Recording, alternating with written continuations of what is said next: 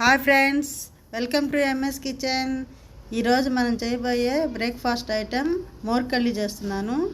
దీనికి ఒక పుల్లటి మజ్జిగ ఒక గ్లాస్ తీసుకొని గిన్నెలో పోసుకోవాలి.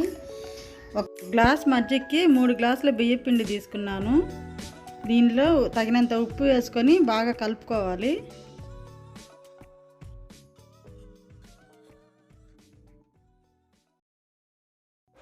బియ్యం పిండి వేసుకొని ఉండలు లేకుండా బాగా కలుపుకోవాలి.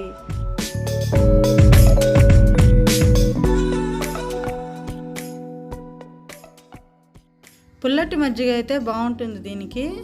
ఇది చిక్కగా కలుపుకున్న తర్వాత కొంచెం నీళ్లు కూడా పడతాయి దీంట్లో. కొంచెం నీళ్లు పోసుకొని మనం గరిటె జారుగా కలుపుకోవాలా. చిక్కగా కొంచెం దోస పిండిలాగా ఇలా పిండి రెడీ చేసుకోవాలి.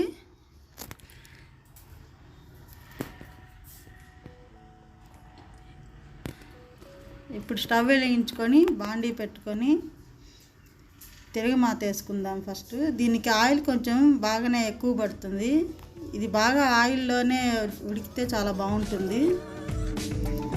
పోపు గింజలు వేసుకుందాం. ఆవాలు, శనగపప్పు, మినప్పప్పు అన్నీ వేసుకొని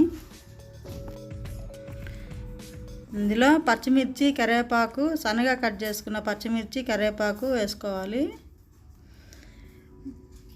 వేసుకున్న తర్వాత ఇప్పుడు మనం ముందుగా రెడీ చేసుకున్న ఈ బియ్యపిండి మజ్జిగ మిశ్రమాన్ని దాంట్లో కలుపుతూ పోయాలి ఉండలు లేకుండా.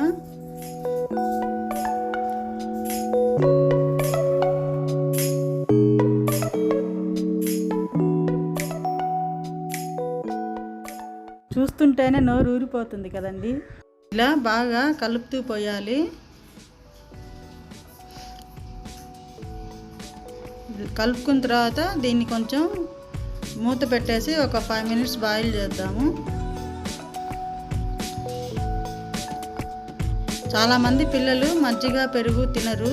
వాళ్ళకి ఈ విధంగా మజ్జిగతో పెరుగుతో ఇలా చేసి పెడితే చాలా బాగుంటుంది.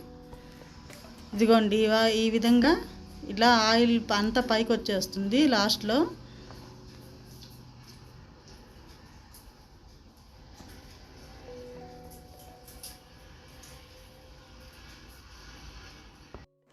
గుమగుమలాడే మోర్కల్ రెడీ అయిపోయింది. ఇది చాలా టేస్టీగా ఉంటుంది. అందరూ తప్పకుండా ట్రై చేయండి.